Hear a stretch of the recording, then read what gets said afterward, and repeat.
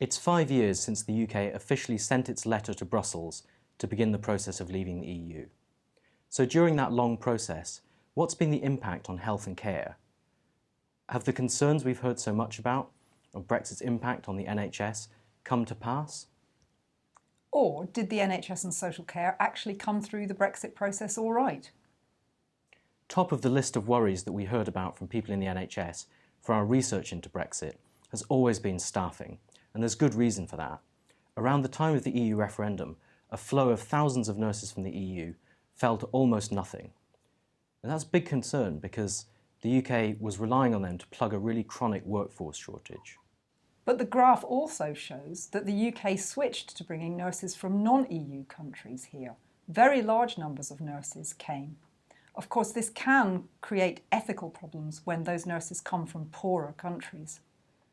The UK also used the end of free movement from the EU to make it almost impossible to come to this country and work in most social care roles. It's now changed course to some extent, but only after a situation last year when the number of social care workers, because of both migration changes and mandatory vaccination, fell in a really worrying way. And meanwhile, there's still been very little progress in finding ways to generate the staff the UK needs domestically. England still doesn't have a workforce plan for health and social care. And then there's finances, probably the issue people heard most about during the referendum campaign itself. It was implied there'd be more money for the NHS, but in fact the hit to the economy means that the Treasury has less to spend on health and social care.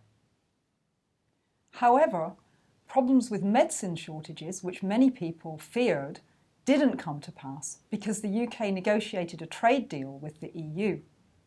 That said, shortages of blood tubes in the NHS last summer suggest that trade friction might be a problem for the NHS going forward.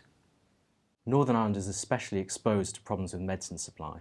It gets most of its medicine through Great Britain, but because of the Northern Ireland Protocol, now its rules will be different to the rest of the UK. That makes it harder to bring products in. Negotiations are ongoing to address this, but the two sides are having real difficulty agreeing.